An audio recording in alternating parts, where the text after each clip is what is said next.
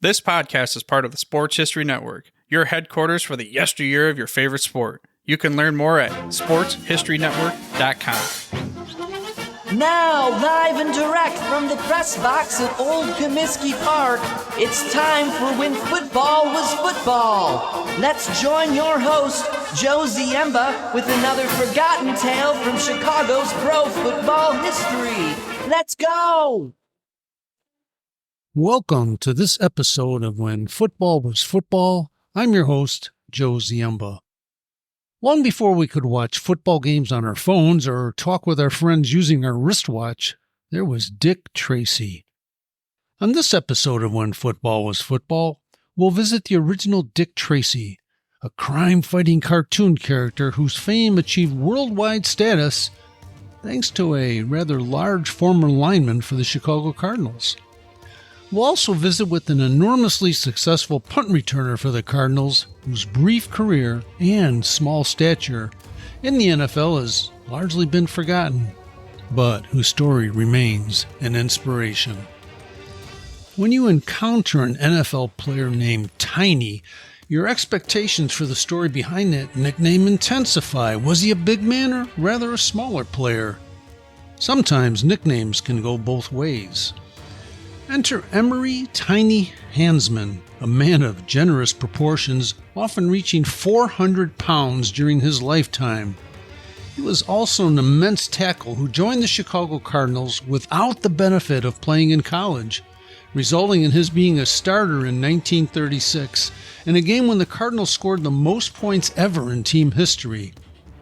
Although Tiny's tenure with the Cardinals was brief, he achieved lifelong notoriety due to both his appetite as well as for his celebrated partnership with Dick Tracy. And who is Dick Tracy, you might ask? Back in 1931, cartoonist Chester Gould of Woodstock, Illinois, created the newspaper cartoon character Dick Tracy, a no-nonsense, square-jawed police detective who focused his efforts on fighting crime and knocking surly criminals out of action, somewhat like a defensive lineman pursuing an opposing quarterback. Through Chester Gould, Dick Tracy took advantage of futuristic crime-fighting tools such as a two-way wrist radio, and later a two-way wrist television. And as you know, many of these imagined high-tech accessories from then have actually found their way into reality in the ensuing years.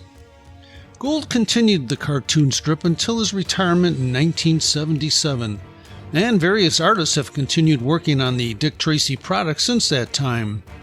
For 46 years, Gould created the multitude of Dick Tracy episodes from his office in Woodstock, Illinois, which is perhaps better known for being the key filming site of the 1993 movie Groundhog Day. And Woodstock was also the home of a gentle giant named Emery Tiny Hansman, a gigantic football player who would eventually become the police chief of Woodstock. In 1963, the Chicago Tribune covered the retirement of Hansman from the Woodstock police force and stated, "Hansman, highly regarded in Woodstock for his work as chief, is known by everyone in the town as Tiny because of his 250-pound physique, distributed over a broad 6'2" frame. He weighed nearly 370 pounds at one time." But before he became police chief, Hansman's main ambition in life was to play football. He was a steady lineman for the Woodstock High School football team as a youth before graduating in 1931, winning 3 letters on the varsity or heavyweight team, while also starring in basketball and track. The Daily Sentinel in Woodstock described Tiny's gridiron expertise, saying, "He played both the line and in the backfield during his high school years, helped his team at all times in advancement with the art of football playing." So most locals assumed he would move comfortably right on to college and play for the university of his choice. Instead, Tiny chose to seek employment locally, but still remained involved in football, suiting up for the local Woodstock Townsend Chevys in 1932 and then for several seasons with the Harvard Legion Football Club. Tiny fit right in with the Harvard Club, which relied on a very large and overpowering front line, as humorously noted by the Daily Sentinel, which reported, "The Harvard Legion 11, a team that was composed of so much weight that the popular belief was that freight trains carried the players around for traveling games. Then in 1936, Hansman received the opportunity to play for the Chicago Cardinals of the NFL. During his brief time with the team, Tiny found his name in the newspapers both for his football skills as well as for his eating habits. In 1936, the Cardinals held their preseason training camp in Michigan City, Indiana, and Tiny was invited to join in the gridiron festivities. This is big news back in Woodstock, and the local media retained a sharp eye on the progress of Tiny at the Cardinals camp. Even a letter that Tiny wrote to his mother from training camp was quoted in the Woodstock News, which said, "I'm having a lot of fun and losing weight. Might make the team, but nothing is for sure yet," wrote Tiny. As training camp progressed under coach Milan Creighton, the Chicago Tribune reported that Hansman would be the starting left tackle for the Cardinals in the opening exhibition contest against the South Bend Cam Brewers, which would be held in Michigan City on August 30th, 1936. With Tiny boosting the front line, the Cardinals romped to an easy 70-0 win. Still the most points ever scored by the Cards in one game. The Tribune noted the strong game played by Hansman. Tiny Hansman and Bert Pearson were outstanding for the Cardinals on defense, breaking up the South Bend scoring attempts time and time again. Although not a starter, Hansman experienced ample time on the field in the next exhibition game, a 10-7 loss to the Green Bay Packers on September 13, 1936. The Cardinals then stayed north for their third preseason contest on September 20th in a match with the La Crosse, Wisconsin Loggers.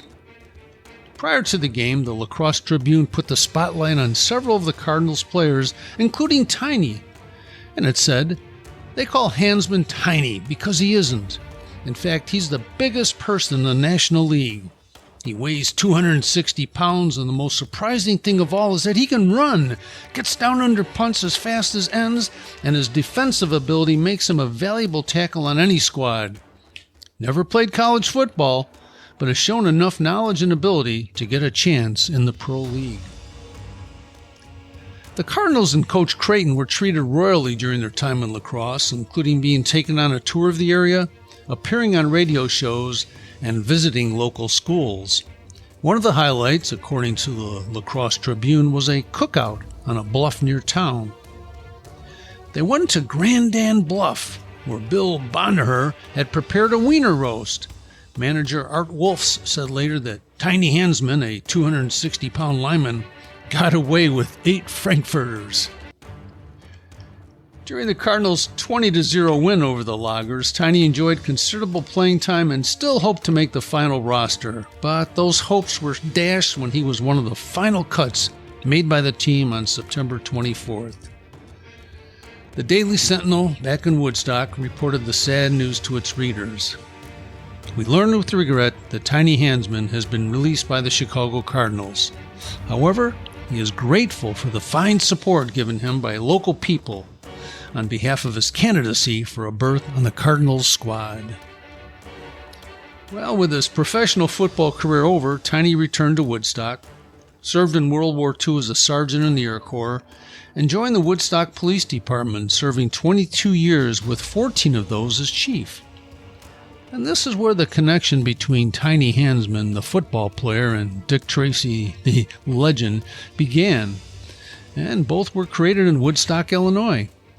Tiny was famous for his work with the younger generation in Woodstock, and he once said, "I've always believed that if a policeman would work with the kids as they grow up and let them know we are their friends, they will cause no problems as teenagers and adults." Tiny also worked closely with his friend Chester Gould to create the Dick Tracy Crime Stoppers program for young adults. George Myers of Woodstock shared this story in 1989 with the Northwest Herald newspaper in Woodstock, saying, "Tiny and Gould discussed facets of police work, and Tiny provided Chet with sound advice on helping Dick Tracy portray police work accurately. Tiny and Chet realized youngsters did not have enough direction or inspiration." Well, the result of this was the formation of Dick Tracy's Crime Stoppers in 1947, an honorary junior law enforcement club designed to help kids follow the right path in life. Initially, it was just a local organization in Woodstock, where Tiny would meet with the young members on a Saturday morning at the Woodstock Opera House. The Dick Tracy Museum once wrote, "Meetings were filled with fun, interspersed with safety films and talks on safety prevention. Once in a while, a member of the FBI or state police spoke on the importance of safety. Even Chester Gould did his part." Kids could also earn an official Crime Stopper badge. George Myers recalled, "It was a prestigious thing to have a Crime Stopper badge.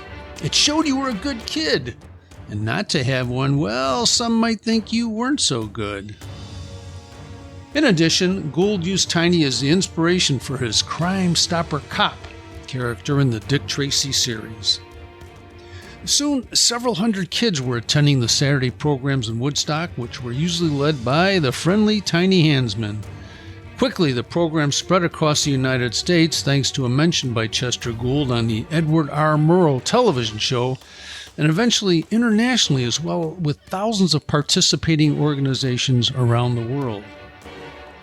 Upon Handsman's retirement from the police force in 1963, Woodstock Mayor Thor Emmerichsen said, "Tiny is dependable as he is large." Tiny passed away in June of 1981 at the age of 68.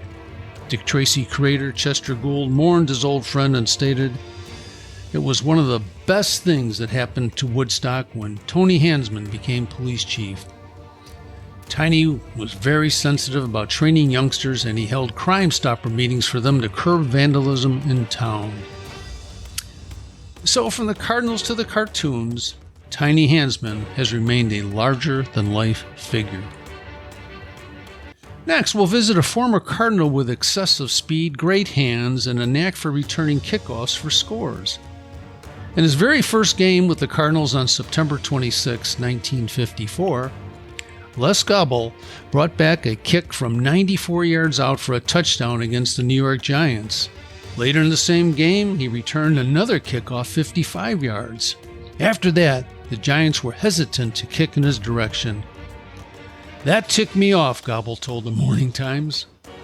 If that wasn't enough, in his second game ever, this time against the Eagles on October 3rd, 1954, Gobble repeated that effort with a 92-yard scoring return on the opening kickoff. The Philadelphia Inquirer reported, "The Eagles were knocked on their heels on the opening kickoff when Les Gobble, a 160-pound halfback from Little Alfred, New York University, returned Chuck Benderek's boot 92 yards for a touchdown. It was such a stunner that nary an Eagle got their hands on him, and not a single Chicago block was needed." Gobble, who ran back a kickoff 94 yards last week in the opener against the Giants, merely bolted between two onrushing Eagles into the clear at the 30, and no one came close to touching him. Well, regarding the Eagles game, Gobble recalled that effort. "They kicked to the rookie, and I took it all the way back. Then they refused to kick it to me again, and that ticked me off." With those three early kick returns paving the way, Gobble led the NFL in 1954 in kickoff return yard average with a 27.7 mark per return, was second in the league in total kickoff return yardage with 749, and was third in combined kickoff and punt return yards with 800. Not bad for a rather frail 160-pounder who proved that a small man from a small college could make a big name for himself in the National Football League.